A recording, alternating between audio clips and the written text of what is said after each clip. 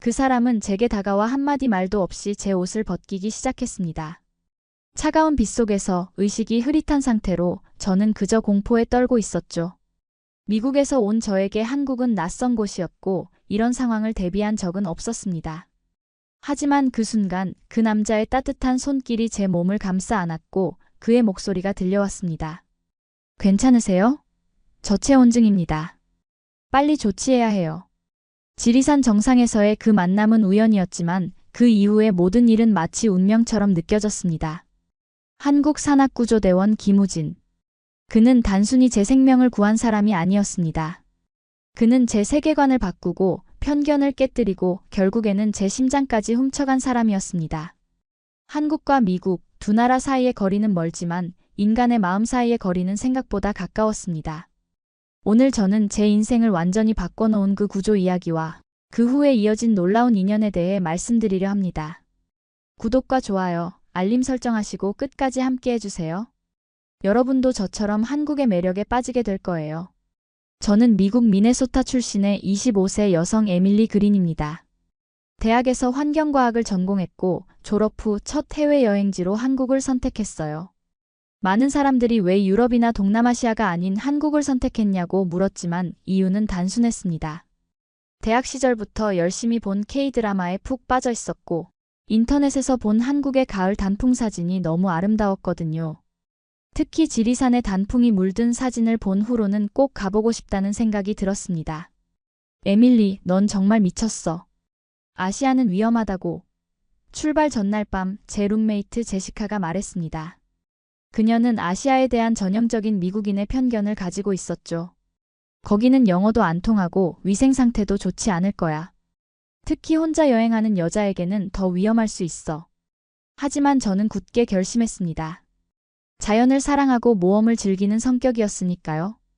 대학 시절에는 로키 산맥도 여러 번 등반했고 체력에는 자신이 있었습니다.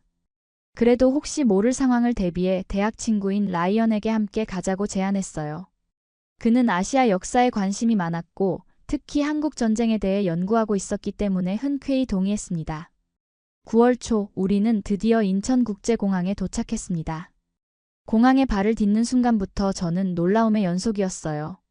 상상했던 것보다 훨씬 현대적이고 깨끗했거든요. 공항에서 서울로 향하는 공항철도를 탔는데 소음 없이 부드럽게 달리는 열차에 또 한 번 놀랐습니다. 미국의 낡은 지하철과는 비교도 할 수 없을 정도였어요. 와, 이런 걸 기대하지 않았어. 라이언이 감탄했습니다.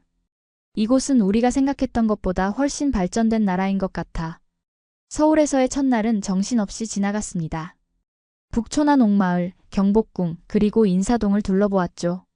한국의 현대적인 모습과 전통이 공존하는 모습이 매력적이었습니다. 특히 인상적이었던 것은 어디에서나 사용할 수 있는 초고속 인터넷과 편리한 대중교통이었어요. 미국에서는 상상할 수 없는 수준의 편의성이었습니다. 둘째 날 우리는 명동에서 쇼핑을 하고 있었습니다. 그때 저는 불편한 상황에 처했어요. 화장실을 급하게 찾아야 했는데 주변에 공중 화장실이 보이지 않았거든요. 당황하던 찰나 한 한국 여성이 다가왔습니다. 괜찮으세요? 도움이 필요하신가요? 그녀는 놀랍게도 유창한 영어로 물었습니다. 화장실을 찾고 있어요. 저는 어색하게 대답했습니다. 아, 제가 안내해 드릴게요. 이쪽으로 오세요. 그녀는 친절하게 저를 이끌어 근처 백화점의 화장실까지 데려다 주었습니다. 나중에 알게 된 사실이지만 그녀의 이름은 지수였고 대학에서 영어 교육을 전공하고 있었습니다. 우리는 그날 연락처를 교환했고 그녀는 우리의 한국 여행 동안 귀중한 가이드가 되어주었습니다. 지수를 통해 관광 책자에는 나오지 않는 진짜 한국인들의 삶과 문화를 경험할 수 있었죠. 서울에서 일주일을 보낸 후 우리는 계획대로 지리산으로 향했습니다. 가을이 시작되는 9월 중순 단풍은 아직 절정은 아니었지만 조금씩 물들기 시작하고 있었습니다. 지수는 우리에게 지리산 등반을 위한 조언을 해주었고 산악 지도와 비상용품도 챙겨주었습니다. 지리산은 아름답지만 날씨가 갑자기 변할 수 있어요. 특히 가을에는 더 그래요. 항상 비상식량과 여분의 옷을 챙기세요. 지수의 말이 아니었다면 저는 그날의 참사를 피할 수 없었을 거예요. 지리산 자락에 도착한 날 날씨는 완벽했습니다. 맑은 하늘, 선선한 바람, 그리고 점점 붉게 물들어가는 단풍까지. 저와 라이언은 숙소를 잡고 다음날 산행을 위한 준비를 마쳤습니다. 그리고 그 다음날 우리의 운명을 바꿔놓을 산행이 시작되었습니다. 지리산 등반 당일 우리는 아침 일찍 출발했습니다. 노고단 코스를 택했는데 초보자인 우리에게도 적당한 난이도라고 지수가 추천해줬거든요. 날씨는 여전히 맑았고 산 아래에서 바라본 풍경은 그야말로 장관이었습니다. 이제 막 물들기 시작한 단풍이 햇빛에 반짝이는 모습이 마치 그림 같았어요. 에밀리, 여기 정말 아름답다. 라이언이 감탄했습니다. 너의 선택이 옳았어. 이런 풍경은 로키 산맥에서도 보기 힘들어. 등산로는 예상보다 잘 정비되어 있었습니다. 중간중간 쉼터도 있고 이정표도 명확했어요. 다만 영어 안내가 부족해서 조금 헷갈리는 부분이 있었지만 지수가 미리 알려준 정보와 지도 덕분에 큰 어려움 없이 올라갈 수 있었습니다. 오전 내내 우리는 순조롭게 고도를 높여갔습니다. 중간에 한국인 등산객들과 마주치기도 했는데 그들은 모두 우리에게 친절했어요. 영어를 못하는 노부부도 손짓 발짓으로 물을 건네주고 초콜릿을 나눠주며 우리를 응원해 주었습니다. 그런 작은 친절이 정말 감동적이었어요. 정오 즈음 우리는 계획했던 중간 지점까지 도달했습니다. 그곳에서 도시락을 먹고 잠시 휴식을 취했어요. 하늘을 보니 약간의 구름이 모이기 시작했지만 크게 걱정할 정도는 아니었습니다. 적어도 그땐 그렇게 생각했죠. 조금만 더 올라갈까? 정상까지는 아니더라도 좀 더 높은 곳에서 전망을 보고 싶어. 제가 제안했고 라이언도 동의했습니다. 그렇게 우리는 다시 걷기 시작했습니다. 그런데 오후 2시쯤 되자 갑자기 하늘이 어두워지기 시작했어요. 구름이 빠르게 모여들더니 순식간에 주변 시야가 흐려졌습니다. 에밀리, 이건 좀 위험해 보여. 빨리 내려가는 게 좋겠어. 라이언이 걱정스럽게 말했습니다. 저도 동의했지만 이미 늦었습니다. 갑자기 천둥 소리와 함께 비가 쏟아지기 시작했어요. 가을비라 생각보다 차가웠고 순식간에 우리의 옷은 흠뻑 젖었습니다. 그와 동시에 기온이 급격히 떨어졌어요. 우리는 서둘러 비상용 판초우이를 꺼내 입었지만 이미 옷이 젖은 상태라 큰 도움이 되지 않았습니다. 빨리 내려가자. 라이언이 소리쳤고 우리는 서둘러 하산을 시작했습니다. 그런데 빗줄기가 점점 더 거세지면서 등산로는 미끄러워졌고 시야도 제한되었습니다. 저는 조심스럽게 한 발 한 발 내려갔지만 몸이 점점 차가워지고 있었어요. 손가락이 감각이 없어지기 시작했고 몸은 통제할 수 없이 떨리기 시작했습니다. 라이언, 나 좀 이상해. 제가 힘겹게 말했습니다. 괜찮아, 에밀리. 조금만 더 가면 아까 그 쉼터가 나올 거야. 라이언이 격려했지만 저는 점점 더 걷기 힘들어졌습니다. 그리고 마침내 제 다리가 풀렸습니다. 갑자기 앞으로 쓰러졌고 의식이 흐려지기 시작했어요. 라이언의 놀란 목소리가 멀리서 들려왔습니다. 에밀리, 에밀리, 정신 차려. 그의 목소리는 점점 멀어졌고 저는 완전히 의식을 잃었습니다. 그때 마지막으로 든 생각은 이렇게 죽는 건가? 라는 생각이었습니다. 얼마나 시간이 지났는지 모르겠습니다. 희미하게 의식이 돌아왔을 때 저는 여전히 차가운 빗속에 있었습니다. 하지만 이번에는 누군가의 팔에 안겨 있었어요. 그리고 그 순간 제 앞에서 한 남자가 제 재킷 지퍼를 내리기 시작했습니다. 공포에 질려 몸을 움직이려 했지만 힘이 전혀 들어가지 않았습니다. 눈만 간신히 뜰 수 있었을 뿐이었죠. 그 남자는 계속해서 제 옷을 벗기고 있었고 저는 아무것도 할 수 없었습니다. 괜찮습니다. 저체온증입니다. 빨리 체온을 올려야 해요. 그 남자가 한국어와 영어를 섞어 말했습니다. 그제서야 저는 그가 구조대원이라는 것을 알아차렸습니다. 그의 얼굴은 비에 젖어 있었지만 눈빛은 확고했어요. 그는 재빠르게 제 젖은 옷을 벗기고 자신의 따뜻한 외투와 보온 담요로 제 몸을 덮었습니다. 그리고 손발에 핫팩을 넣어주었죠. 제 이름은 김우진입니다. 산악구조대입니다. 괜찮으세요? 그가 다시 물었습니다. 고마워요. 겨우 이 말만 할 수 있었습니다. 그는 더 이상 말하지 말라며 제 이마에 손을 얹었습니다. 그의 손은 차가웠지만 이상하게도 안심이 되었어요. 그리고 그는 저를 업고 산을 내려가기 시작했습니다. 비는 여전히 내리고 있었고 산길은 미끄러웠습니다. 하지만 그는 단 한 번도 흔들리지 않았어요. 중간중간 괜찮으세요? 라고 물었고 저는 겨우 네. 라고 대답했습니다. 라이언도 옆에서 걱정스럽게 따라오고 있었어요. 산 아래에는 이미 구급차가 대기하고 있었습니다. 저는 구급차에 실려 가장 가까운 병원으로 이송되었고 우진 씨는 마지막으로 걱정 마세요. 좋은 병원입니다. 라고 말했습니다. 그렇게 저는 한국의 한 지방 병원에 입원하게 되었습니다. 진단 결과는 중증 저체온증이었고 적절한 조치가 없었다면 생명이 위험할 수도 있었다고 합니다. 그날 밤 저는 병원 침대에 누워 생각했습니다. 그 구조대원이 아니었다면 나는 지금 살아있지 않을지도 모른다. 병원에서 눈을 떴을 때 처음 본 것은 라이언의 걱정스러운 얼굴이었습니다. 그는 밤새 제 곁을 지켰다고 합니다. 에밀리, 정말 다행이야. 의사 선생님 말씀으로는 조금만 더 늦었으면 심각한 상황이 될 뻔했대. 라이언이 안도의 한숨을 내쉬며 말했습니다. 라이언, 정말 미안해. 내가 더 올라가자고 했으니까. 제가 미안한 마음에 말했습니다. 아니야, 날씨를 예측할 수는 없었잖아. 중요한 건 네가 무사하다는 거야. 라이언이 제 손을 꼭 잡으며 말했습니다. 저는 병실 주변을 둘러보았습니다. 예상과 달리 매우 깨끗하고 현대적인 시설이었어요. 미국의 일반 병원과 비교해도 전혀 뒤떨어지지 않았죠. 오히려 더 조용하고 정돈된 느낌이었습니다. 여기 병원 괜찮네. 생각보다 훨씬 좋아. 제가 놀라움을 표현했습니다. 응, 한국은 의료 시스템이 정말 발달했대. 게다가 우리 같은 외국인 여행자를 위한 통역 서비스도 제공한다고 해. 라이언이 설명해 주었습니다. 그때 병실 문이 열리고 의사와 간호사가 들어왔습니다. 의사는 놀랍게도 유창한 영어로 저의 상태를 설명해 주었어요. 그린 씨, 다행히 구조가 빨랐고 초기 대응이 적절했습니다. 저체온증은 심각했지만 현재는 상태가 많이 호전되었어요. 그래도 안전을 위해 3일 정도는 입원 관찰이 필요합니다. 구조대원분께 정말 감사드려요.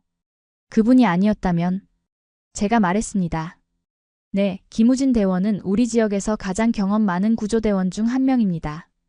그가 초기 대응을 완벽하게 해주었기 때문에 큰 합병증 없이 회복하고 계신 거예요. 의사가 미소 지으며 말했습니다. 저는 그 이름을 마음에 새겼습니다. 김우진. 제 생명의 은인이었죠. 이틀째 되는 날 병실 문을 두드리는 소리가 들렸습니다. 라이언은 잠시 물을 마시러 나간 상태였고 저는 들어오세요 라고 대답했습니다. 문이 열리고 그 사람이 들어왔습니다. 김우진 씨였어요. 이번에는 산에서 만났을 때와 달리 깔끔한 사복 차림이었습니다.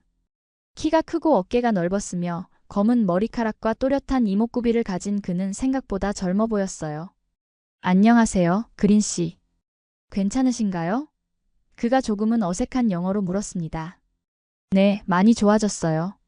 정말 감사합니다. 당신이 아니었다면 저는 지금 말을 잇지 못하고 눈물이 흘렀습니다. 우진 씨는 당황한 듯 손을 내저었습니다. 아니에요, 제 일을 한 것뿐입니다.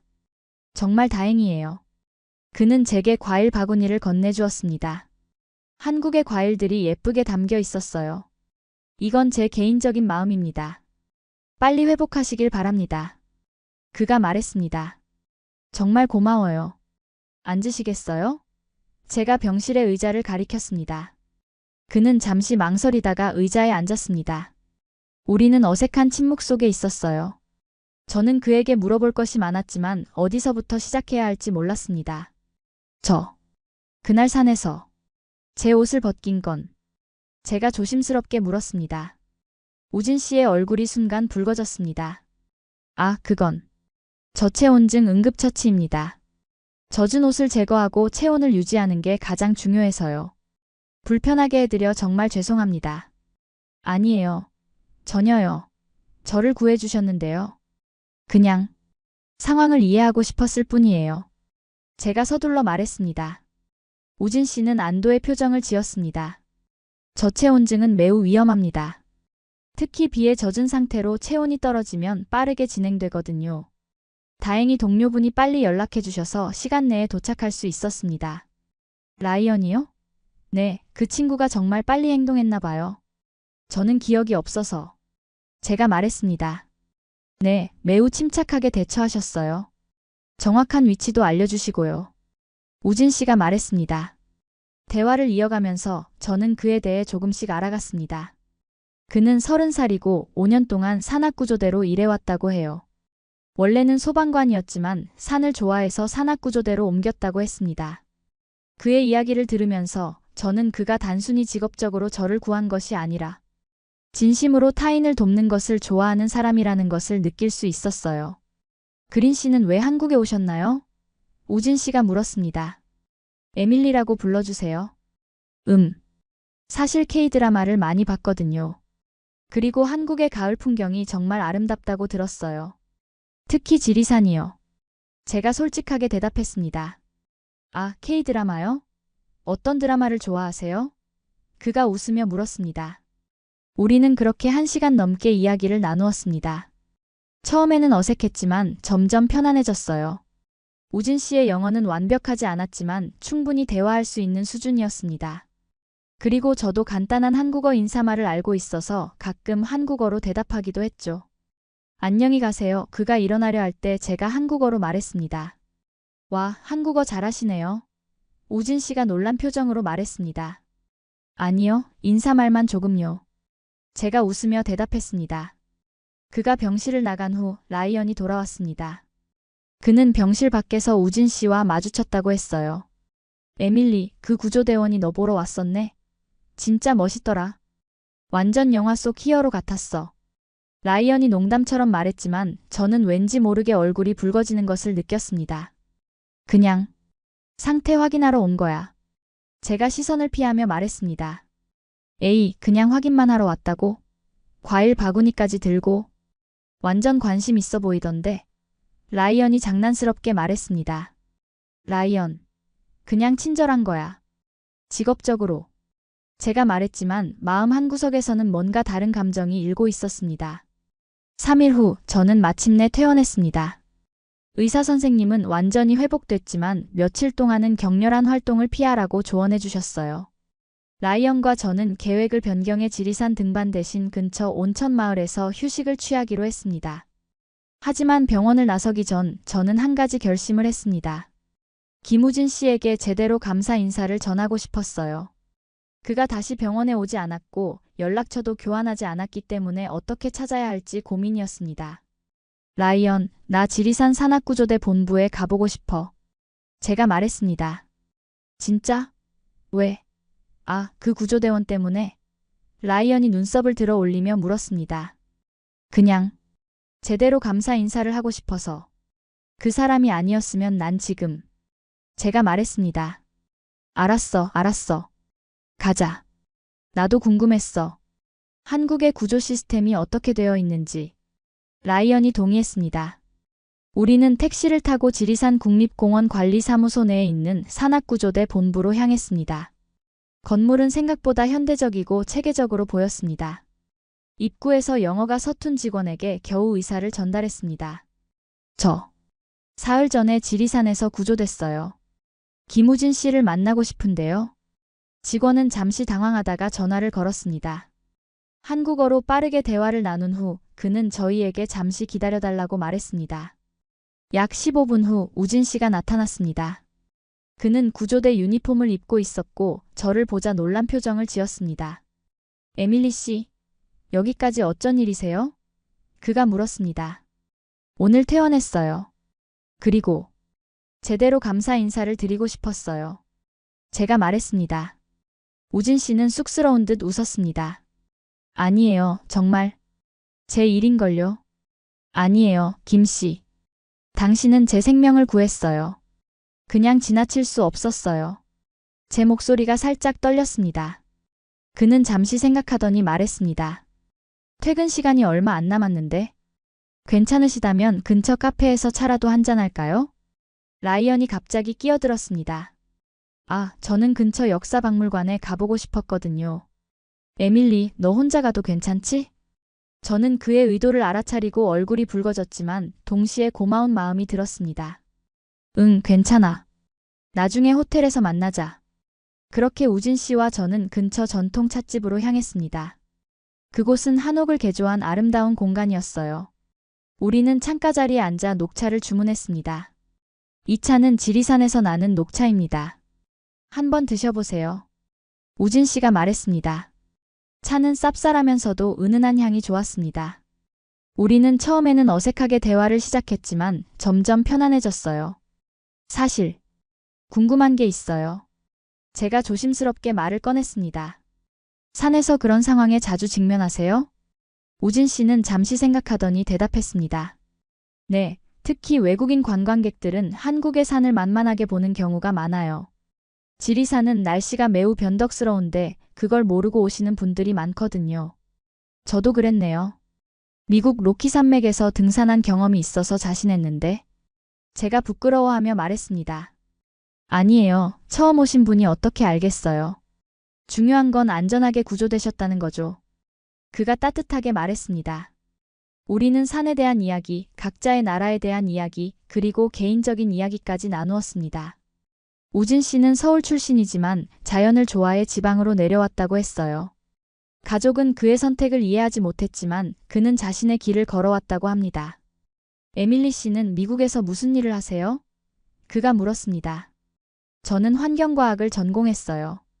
졸업 후에는 환경 NGO에서 일하고 있죠. 주로 수질 오염 관련 연구를 해요. 제가 대답했습니다. 와, 정말 의미 있는 일이네요.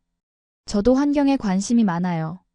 산에서 일하다 보니 자연 보호의 중요성을 더 느끼게 되거든요. 그의 눈이 반짝였습니다. 대화를 나누면서 저는 그에게 점점 더 끌리고 있다는 것을 느꼈습니다. 그의 진지함, 책임감, 그리고 자연에 대한 사랑. 모든 것이 저와 공명했어요. 시간이 어떻게 지나갔는지 모르게 밖은 이미 어두워져 있었습니다. 우리는 3시간이나 이야기를 나눴던 거예요. 너무 늦었네요. 호텔로 모셔다 드릴게요. 우진 씨가 말했습니다. 아니에요, 괜찮아요. 택시 타면 돼요. 제가 말했지만 그는 고개를 저었습니다. 아니에요, 제가 책임지고 모셔다 드릴게요. 아직 완전히 회복되지 않으셨을 테니까요. 그의 배려에 마음이 따뜻해졌습니다. 우리는 그의 차를 타고 온천 마을의 호텔로 향했습니다. 차 안에서 우리는 조용히 창밖을 바라보았지만 그 침묵이 불편하지 않았어요. 호텔 앞에 도착했을 때 우진 씨가 말했습니다. 내일 저녁에 시간 있으세요? 이 근처에 정말 맛있는 한식당이 있는데. 네, 좋아요. 제가 너무 빨리 대답한 것 같아 쑥스러웠지만 그는 미소 지었습니다. 그럼 내일 저녁 7시에 여기서 뵐게요. 그가 말했습니다. 기다릴게요. 제가 대답했습니다. 호텔 방으로 돌아와 라이언에게 모든 일을 이야기했을 때 그는 장난스럽게 웃었습니다. 봐, 내가 뭘 했어? 그 사람 너한테 관심 있다니까. 완전 데이트 신청한 거잖아. 그냥 감사의 표시로 저녁 먹는 거야. 제가 변명했지만 가슴은 이미 기대로 부풀어 있었습니다. 다음 날 저녁 저는 설레는 마음으로 우진 씨를 기다리고 있었습니다. 라이언은 데이트 잘 다녀와라며 놀렸지만 진심으로 응원해 주었어요. 정확히 7시 우진 씨가 호텔 로비에 나타났습니다. 그는 캐주얼한 셔츠와 청바지 차림이었지만 단정하고 멋있어 보였어요. 기다리셨어요? 그가 물었습니다. 아니요, 방금 내려왔어요. 제가 미소 지으며 대답했습니다. 우리는 그의 차를 타고 약 15분 거리에 있는 한식당으로 향했습니다. 그곳은 전통 한옥을 개조한 고급 레스토랑이었어요. 안으로 들어가자 아늑한 분위기와 은은한 조명이 우리를 맞이했습니다. 여기는 지역 특산물로 요리를 하는 곳이에요. 지리산에서 나는 산나물과 버섯으로 만든 요리가 특히 유명해요. 우진 씨가 설명해 주었습니다. 우리는 작은 방으로 안내받았고 전통 방식으로 바닥에 앉아 식사를 하게 되었습니다. 제게는 조금 불편할 수 있다고 생각했는지 우진 씨가 물었습니다. 바닥에 앉는 게 불편하시면 의자가 있는 테이블로 바꿔드릴까요? 아니에요. 이게 더 좋아요.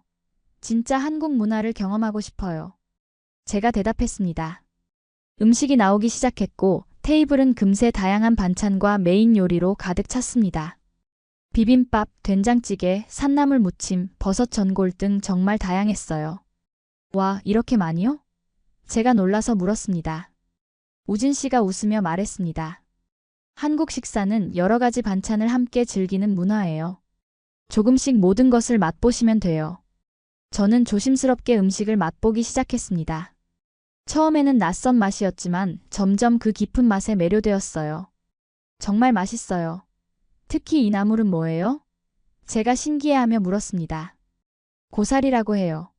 지리산에서 나는 것 중 최고로 꼽히죠. 미국에는 없나요? 우진 씨가 물었습니다. 있을 수도 있지만 이렇게 요리해 먹지는 않아요. 정말 특별한 맛이에요.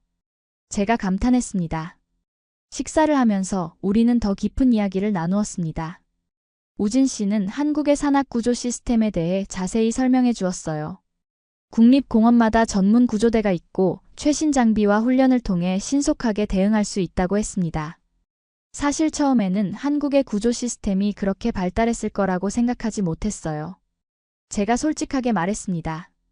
우진 씨는 잠시 놀란 표정을 지었다가 이해한다는 듯 고개를 끄덕였습니다. 많은 외국인들이 그렇게 생각해요. 하지만 한국은 IT 강국일 뿐만 아니라 재난 대응 시스템도 세계 최고 수준이에요. 특히 산악구조는 더욱 그렇죠. 정말 그렇더라고요. 병원도 놀라웠어요. 미국의 일반 병원보다 훨씬 체계적이고 깨끗했어요. 제가 말했습니다. 한국은 의료 시스템도 매우 발달했어요. 특히 응급의료 체계는 세계적으로 인정받고 있죠. 그가 자랑스럽게 말했습니다. 대화를 나누면서 저는 제가 가지고 있던 아시아에 대한 편견이 얼마나 잘못되었는지 깨달았습니다. 룸메이트 제시카의 말처럼 위험하고 후진 곳이 아니라 오히려 많은 면에서 미국보다 앞서가는 나라였어요. 정말 부끄럽네요. 제가 얼마나 한국에 대해 모르고 있었는지. 제가 솔직하게 말했습니다. 괜찮아요. 직접 경험해보지 않으면 알 수 없는 것들이 많죠. 저도 미국에 대해 많은 편견이 있었어요. 하지만 에밀리 씨 같은 분을 만나면서 그런 생각이 바뀌고 있어요. 우진 씨가 따뜻하게 말했습니다. 그의 말에 저는 가슴이 따뜻해졌습니다. 우리는 서로 다른 문화에서 왔지만 서로를 이해하려고 노력하고 있었어요. 그것이 우리를 더 가깝게 만들고 있었습니다. 식사를 마치고 나오면서 우진 씨가 제안했습니다. 날씨가 좋은데 근처 온천마을 야경을 보러 갈까요? 좋아요. 제가 기쁘게 대답했습니다. 우리는 마을의 전망대로 향했습니다. 그곳에서 바라본 야경은 정말 아름다웠어요. 온천에서 올라오는 하얀 김이 마을 전체를 신비롭게 감싸고 있었고 반짝이는 불빛들이 마치 별처럼 빛나고 있었습니다. 정말 아름다워요. 저는 감탄했습니다. 네, 저도 항상 이 풍경을 볼 때마다 새롭게 느껴져요. 우진 씨가 말했습니다. 바람이 조금 불자 저는 살짝 떨었습니다. 아직 완전히 회복되지 않은 상태였기 때문이었죠. 우진 씨는 재빠르게 자신의 재킷을 벗어 제 어깨에 둘러주었습니다. 감기 들면 안 돼요. 아직 몸이 약해질 때니까요. 그가 걱정스럽게 말했습니다. 고마워요. 저는 그의 재킷 속에서 그의 향기를 맡으며 마음이 설렜습니다. 그때 우진 씨가 조심스럽게 제 손을 잡았습니다. 저는 놀랐지만 손을 빼지 않았어요. 그의 손은 따뜻하고 단단했습니다. 에밀리 씨. 그가 제 이름을 부르며 제 눈을 바라보았습니다. 네. 제 목소리가 떨렸습니다. 아직 한국에 얼마나 계실 계획인가요? 그가 물었습니다. 원래는 일주일 더 있을 예정이었어요. 하지만 제가 말했습니다. 조금 더 머무를 수 있다면 제가 한국의 다른 아름다운 곳들도 보여드리고 싶어요. 그가 진지하게 말했습니다. 그 순간 저는 결심했습니다. 일정을 연장하기로. 라이언은 원래 계획대로 돌아가야 했지만 저는 조금 더 한국에 그리고 우진 씨와 함께 있고 싶었습니다. 네, 저도 그러고 싶어요. 제가 대답했습니다. 우진 씨의 얼굴에 환한 미소가 번졌고 그는 제 손을 더 단단히 잡았습니다.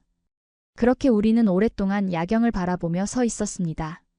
말은 없었지만 그 침묵 속에서 우리의 마음은 더 가까워지고 있었습니다. 다음 날 라이언에게 제 결정을 이야기했습니다. 그는 처음에는 걱정스러워했지만 결국 이해해 주었어요. 에밀리, 너 정말 괜찮은 거야? 방금 만난 사람이잖아. 라이언이 걱정스럽게 말했습니다. 괜찮아, 라이언. 그 사람은 정말 좋은 사람이야. 그리고 나는 한국에 대해 더 알고 싶어. 제가 대답했습니다. 알았어. 하지만 매일 연락하자. 그리고 뭐든 이상한 점이 있으면 바로 알려줘. 라이언이 당부했습니다. 물론이지. 걱정 마. 그냥 2주만 더 있을 거야. 제가 말했습니다. 라이언은 다음 날 미국으로 돌아갔고 저는 온천마을의 작은 게스트하우스로 이사했습니다. 우진 씨는 휴가를 내고 저를 여러 곳으로 데려다 주었어요. 지리산의 다른 코스들, 근처의 역사적인 사찰들, 그리고 작은 시골 마을까지. 특히 인상적이었던 것은 한국의 시골 생활이었습니다.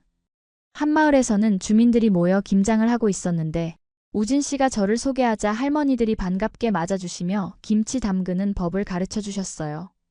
이렇게 해요, 에밀리 씨. 배추에 양념을 골고루 발라야 해요. 한 할머니가 손짓으로 가르쳐 주셨습니다. 저는 서툴게 배추에 양념을 바르며 웃었습니다. 우진 씨도 옆에서 도왔고 우리의 손이 스치면 가슴이 두근거렸어요. 그렇게 행복한 시간이 흘러갔습니다. 우리는 점점 더 가까워졌고 서로의 문화와 생각을 공유했어요. 우진 씨는 제게 간단한 한국어를 가르쳐 주었고 저는 그에게 미국의 자연보호 활동에 대해 이야기해 주었습니다. 하지만 모든 것이 완벽할 수는 없었어요. 문화적 차이로 인한 작은 오해와 갈등도 있었습니다. 한 번은 우진 씨가 저를 그의 동료들과의 저녁 식사에 초대했어요. 저는 미국식 사고방식으로 더치페이를 당연하게 생각하고 제 지갑을 꺼냈는데 그가 약간 당황한 표정을 지었습니다. 괜찮아요. 제가 낼게요. 그가 말했습니다. 아니에요. 제 몫은 제가 내야죠. 제가 고집했습니다. 나중에 그는 한국에서는 초대한 사람이 계산하는 것이 예의라고 설명해 주었어요.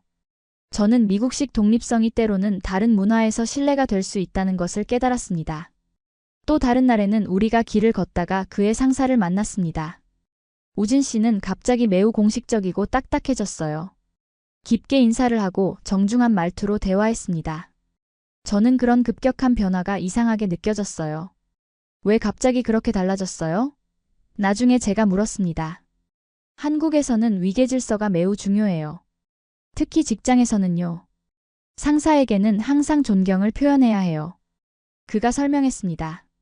저는 미국에서는 상사와의 관계가 훨씬 수평적이고 편안하다고 말했고 우리는 양국의 직장 문화에 대해 흥미로운 대화를 나누었습니다.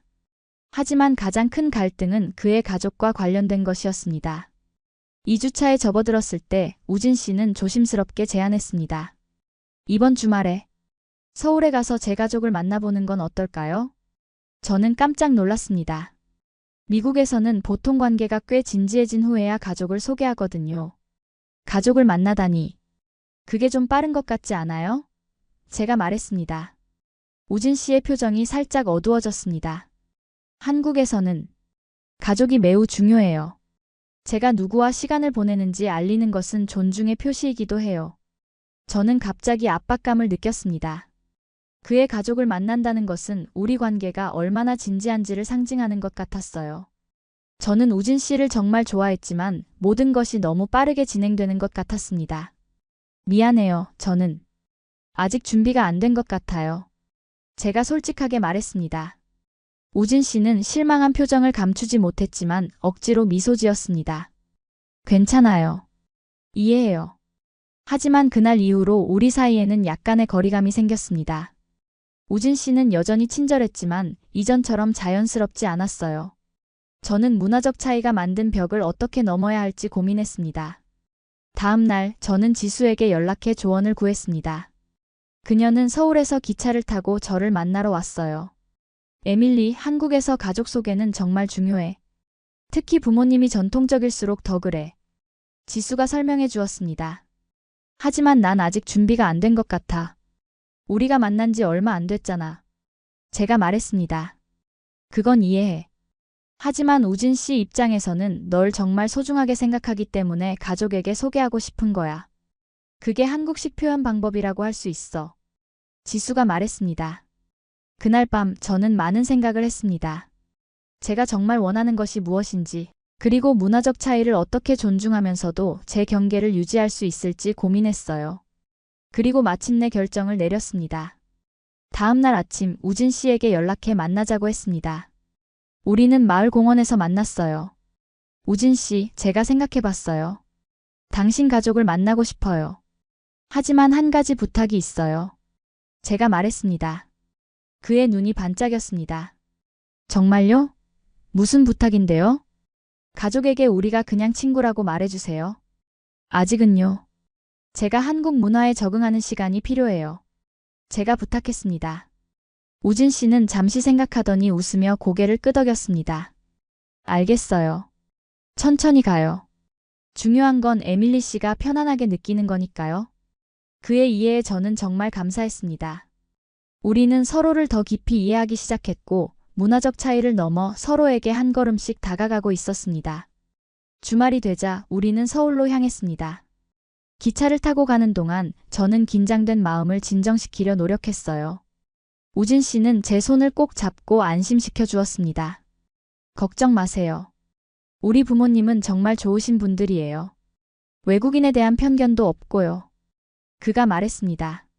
서울역에 도착하자 우리는 지하철을 타고 그의 부모님이 사시는 강남 지역으로 향했습니다. 고층 아파트가 즐비한 거리를 지나며 저는 또 다른 한국의 모습을 보았습니다. 지리산의 자연과는 전혀 다른 현대적이고 세련된 도시의 모습이었죠.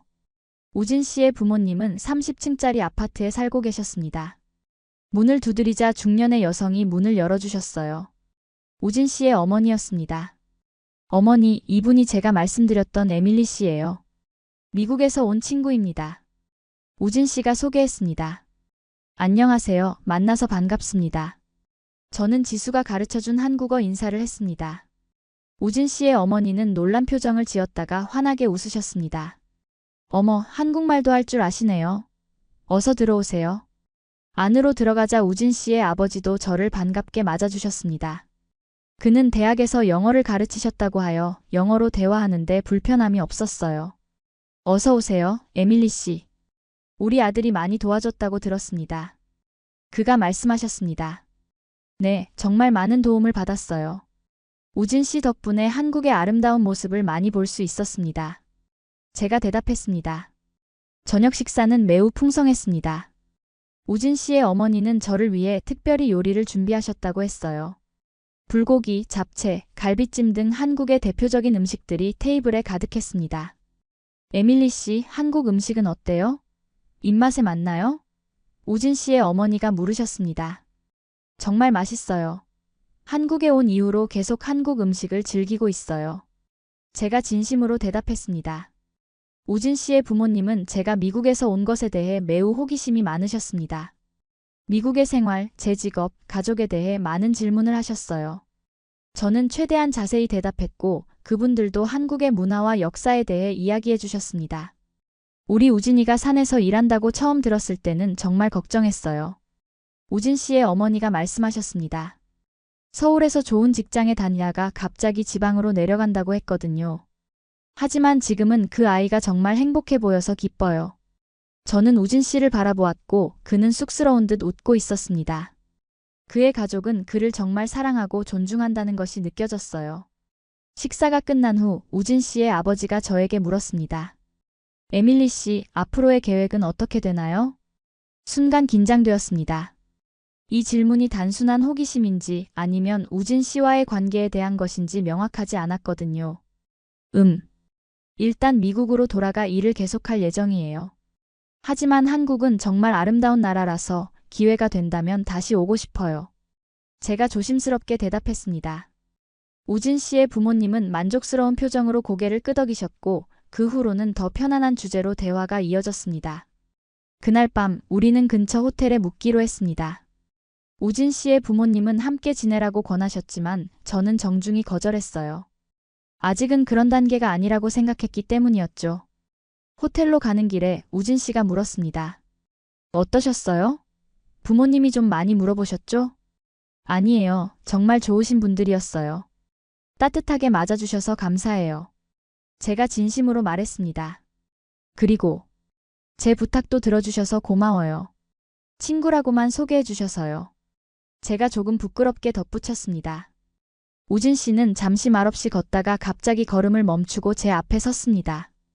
에밀리 씨, 정말 제 친구가 되고 싶으세요? 아니면...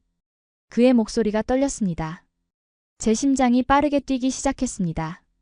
저도 이제는 제 마음을 솔직하게 표현할 때가 되었다고 생각했어요.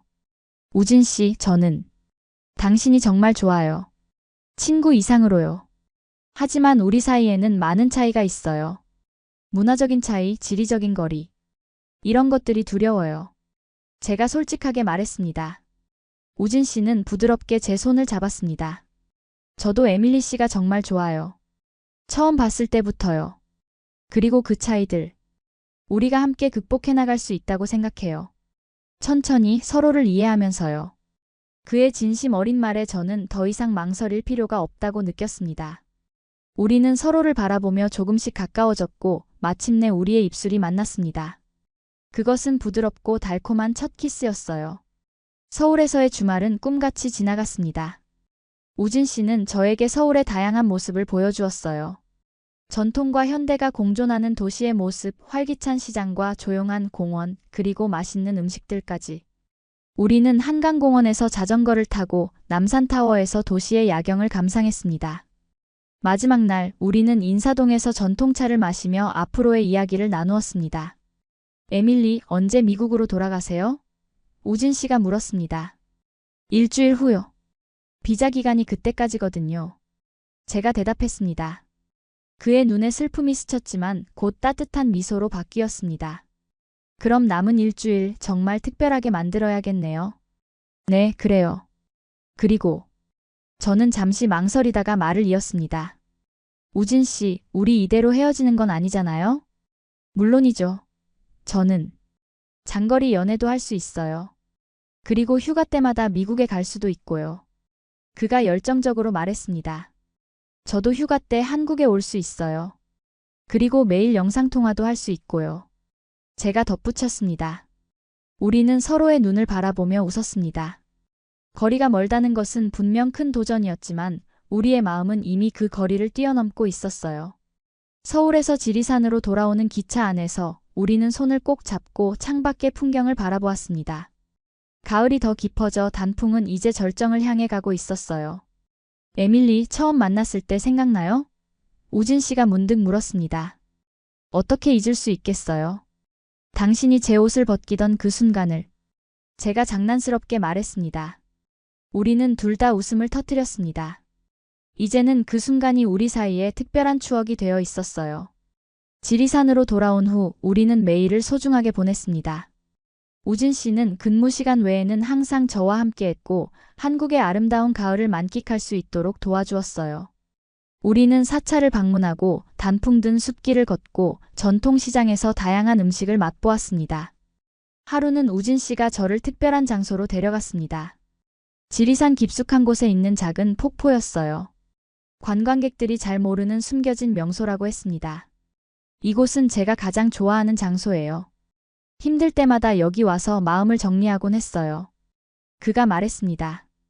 폭포 주변은 온통 붉고 노란 단풍으로 둘러싸여 있었고 물소리는 마치 자연의 음악 같았습니다. 우리는 바위에 앉아 그 풍경을 감상했어요. 에밀리, 당신을 만난 건 정말 행운이었어요. 우진 씨가 진지하게 말했습니다. 제가 더 행운이었어요. 당신이 아니었다면 저는 지금 이 세상에 없었을지도 모르잖아요. 제가 대답했습니다. 그건 제 일이었을 뿐이에요. 하지만 당신과 사랑에 빠지는 건, 그건 운명이었던 것 같아요. 그가 말했습니다. 그의 말에 저는 가슴이 따뜻해졌습니다. 저도 같은 마음이었어요. 수천 킬로미터 떨어진 곳에서 온 저와 그가 이렇게 만나 서로의 마음을 나누게 된 것은 분명 운명이었습니다. 우진 씨, 저는 당신을 통해 한국이라는 나라를 진정으로 알게 되었어요. 그리고 그 과정에서 제 자신도 더 잘 알게 되었어요. 제가 말했습니다. 저도 에밀리 씨를 통해 많은 것을 배웠어요. 다른 시각으로 세상을 보는 법, 그리고 때로는 규칙에서 벗어나 자유롭게 생각하는 법을요. 그가 미소 지으며 말했습니다. 우리는 서로 다른 문화에서 왔지만 그 차이가 오히려 우리를 더 풍요롭게 만들어 주었습니다. 서로에게서 배우고 서로의 세계를 이해하며 우리는 함께 성장하고 있었어요. 그날 밤 우진 씨는 저에게 작은 선물을 주었습니다. 그것은 단풍잎 모양의 은색 목걸이였어요. 이건 제가 직접 디자인한 거예요. 우리의 첫 만남을 기념하는 의미로요. 그가 말했습니다. 저는 감동해서 말을 잇지 못했습니다. 그 목걸이는 단순한 장신구가 아니라 우리의 특별한 인연을 상징하는 것이었어요. 정말 아름다워요. 평생 간직할게요. 제가 말했습니다. 우진 씨가 목걸이를 제 목에 걸어주면서 우리의 미래에 대한 희망이 더욱 강해졌습니다. 비록 곧 떨어져 있게 되겠지만 우리의 마음은 언제나 연결되어 있을 것이라고 믿었어요. 시간은 빠르게 흘러 어느덧 미국으로 돌아갈 날이 다가왔습니다. 우리는 마지막 날을 어떻게 보낼지 고민했어요. 특별한 곳에 가고 싶으세요? 우진 씨가 물었습니다. 아니요, 그냥 평범하게 보내고 싶어요. 당신의 일상을 함께 경험하고 싶어요. 제가 대답했습니다. 그래서 우리는 그날 우진 씨의 일상을 그대로 따라갔습니다. 아침 운동, 동네 시장에서의 간단한 쇼핑, 그리고 그가 자주 가는 작은 식당에서의 점심까지. 평범한 일상이었지만 그것이 오히려 더 특별하게 느껴졌어요. 오후에는 우진 씨의 작은 아파트에서 한국 요리를 함께 만들었습니다. 그는 제게 김치찌개 끓이는 법을 가르쳐 주었고 저는 서툴지만 열심히 따라했어요. 이렇게 하는 거예요? 소금이 더 필요한 것 같은데? 제가 물었습니다. 아니요, 소금보다는 된장을 조금 더 넣어보세요. 우진 씨가 제 옆에서 도와주었습니다. 요리가 완성되었을 때 우리는 마주 앉아 함께 식사를 했습니다. 서툴게 만든 음식이었지만 함께 만들었다는 사실만으로도 특별했어요. 에밀리, 당신이 한국 요리를 이렇게 잘 배울 줄은 몰랐어요. 우진 씨가 칭찬했습니다. 좋은 선생님이 있으니까요. 제가 웃으며 대답했습니다. 식사 후 우리는 베란다에 앉아 석양을 바라보았습니다. 지리산의 실루엣이 붉은 하늘을 배경으로 아름답게 펼쳐져 있었어요. 내일이면 떠나는군요. 우진 씨가 조용히 말했습니다. 네. 하지만 이건 끝이 아니에요. 제가 그의 손을 잡으며 말했습니다. 물론이죠. 우리는 계속 연락할 거고 저는 휴가 때 꼭 미국에 갈 거예요. 그가 약속했습니다. 그리고 저도 다시 한국에 올 거예요. 당신과 함께 더 많은 것을 경험하고 싶어요. 제가 말했습니다. 우리는 그렇게 미래를 약속하며 마지막 밤을 보냈습니다. 슬픔보다는 희망이 더 컸어요. 이것이 끝이 아니라 새로운 시작이라고 믿었으니까요. 다음 날 아침 우진 씨는 저를 공항까지 데려다 주었습니다. 차 안에서 우리는 대부분의 시간을 침묵 속에 보냈지만 그 침묵은 불편하지 않았어요. 때로는 말보다 침묵이 더 많은 것을 전달할 수 있으니까요. 공항에 도착해서 우리는 출국장 앞에서 마주 섰습니다. 그럼 잘 가요. 우진 씨가 떨리는 목소리로 말했습니다. 네, 잘 있어요. 곧 다시 만나요. 제가 대답했습니다. 우리는 마지막으로 포옹을 나누었고 그는 제 이마에 부드럽게 키스했습니다. 사랑해요, 에밀리. 그가 처음으로 그 말을 했습니다. 저도 당신을 사랑해요, 우진. 제가 대답했습니다. 그렇게 저는 출국장으로 들어갔고 몇 번이나 뒤돌아보며 그에게 손을 흔들었습니다. 비행기를 타기 전까지 저는 그가 준 단풍잎 목걸이를 꼭 쥐고 있었어요. 그것은 우리의 인연 그리고 다시 만날 약속의 증표였으니까요. 미국으로 돌아온 후 저는 매일 우진 씨와 연락을 주고받았습니다. 시차 때문에 힘들 때도 있었지만 우리는 최대한 서로의 일상을 공유하려 노력했어요. 영상통화로 그의 얼굴을 보고 메시지로 하루의 소소한 일들을 나누었습니다. 그러던 어느 날 우진 씨가 흥분된 목소리로 전화를 걸어왔습니다. 에밀리, 좋은 소식이 있어요. 제가 미국으로 갈 수 있게 되었어요. 정말요? 언제요? 저도 흥분해서 물었습니다. 한 달 후요. 국제산악구조 컨퍼런스가 뉴욕에서 열리는데 제가 한국 대표로 참가하게 되었어요. 그가 설명했습니다. 와, 정말 대단해요. 축하해요, 우진.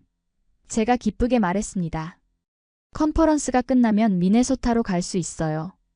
일주일 정도 휴가를 냈거든요. 그가 덧붙였습니다. 정말 기대돼요. 당신에게 제 고향을 보여줄 수 있다니. 제가 말했습니다. 그렇게 한 달 후 우리는 미네소타에서 재회했습니다. 공항에서 그를 처음 봤을 때 마치 시간이 멈춘 것 같았어요. 우리는 서로를 껴안았고 그 순간 모든 거리와 시간이 무의미해졌습니다.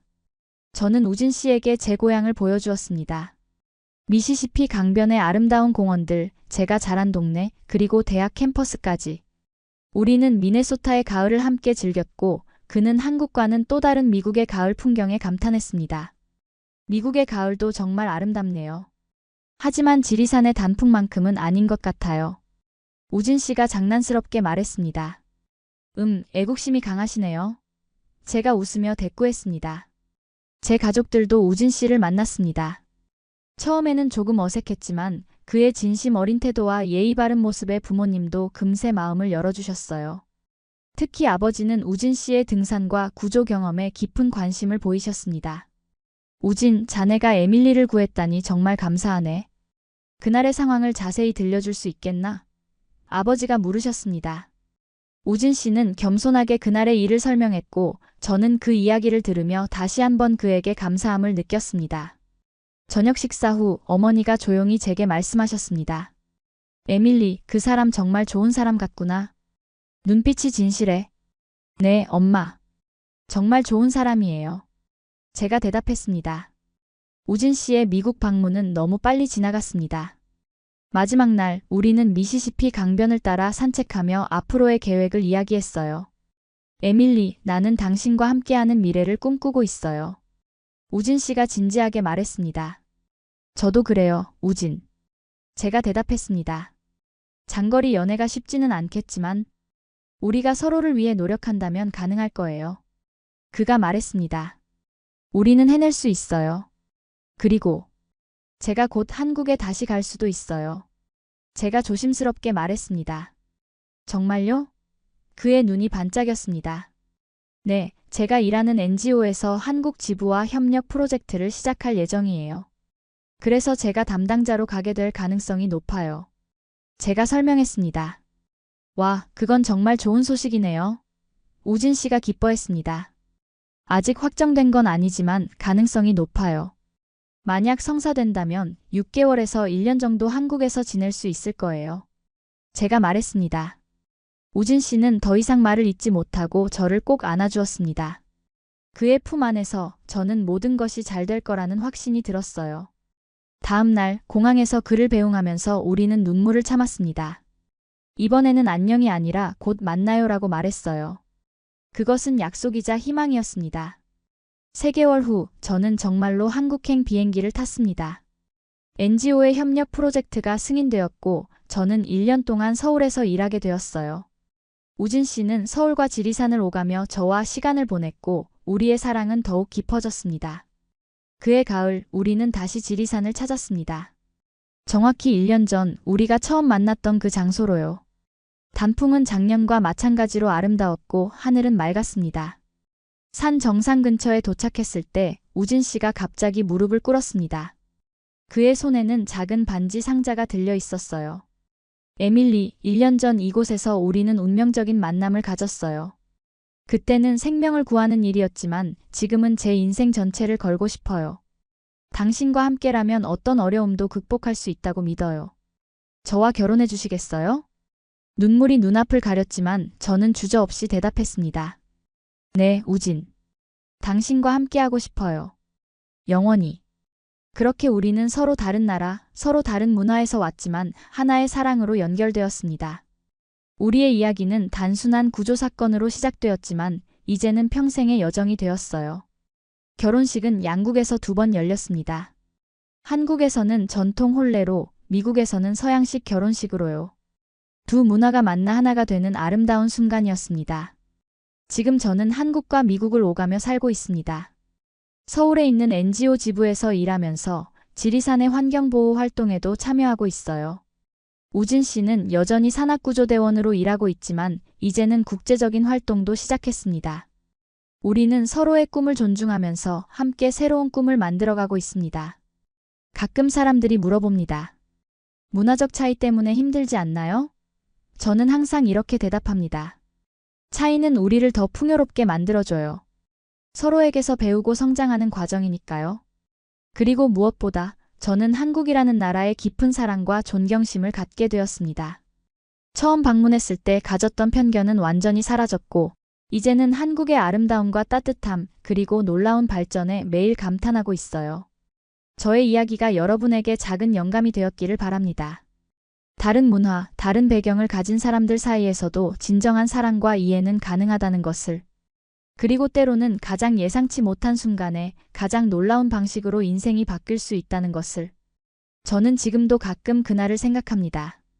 차가운 비가 내리던 지리산에서 한 남자가 저의 옷을 벗겼던 그 순간이 아니었다면 저는 지금의 행복을 알지 못했을 거예요.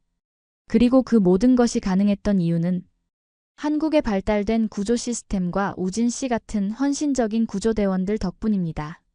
한국은 이제 제 제2의 고향이 되었습니다. 그리고 우진 씨는 제 인생의 가장 소중한 선물이자 영원한 동반자가 되었어요. 여러분도 언젠가 한국을 방문하게 된다면 선입견 없이 그 나라의 진정한 모습을 발견하길 바랍니다. 아름다운 자연, 발달된 기술, 맛있는 음식, 그리고 무엇보다 따뜻한 사람들. 그것이 제가 경험한 진짜 한국입니다. 제 이야기가 여러분의 마음에 작은 울림을 주었다면 정말 기쁠 것 같아요. 구독과 좋아요, 그리고 여러분의 이야기도 댓글로 남겨주세요. 여러분은 한국에서 어떤 특별한 경험을 하셨나요? 혹은 어떤 나라를 방문하고 싶으신가요? 저는 여러분의 이야기가 정말 궁금합니다. 마지막으로 이 이야기를 통해 한국의 구조 시스템과 헌신적인 구조대원들에게 감사의 마음을 전하고 싶습니다. 그들의 전문성과 헌신 덕분에 많은 생명이 구해지고 있고 저 역시 그중 한 명이 되었습니다. 감사합니다, 대한민국. 그리고 감사합니다, 우진. 당신은 제 생명뿐만 아니라 제 인생 전체를 구해주었으니까요. 오늘의 이야기가 마음에 드셨다면 구독과 좋아요, 그리고 알림 설정을 통해 다음 이야기도 놓치지 말고 함께 해주세요. 여러분의 응원이 저에게 큰 힘이 됩니다. 감사합니다.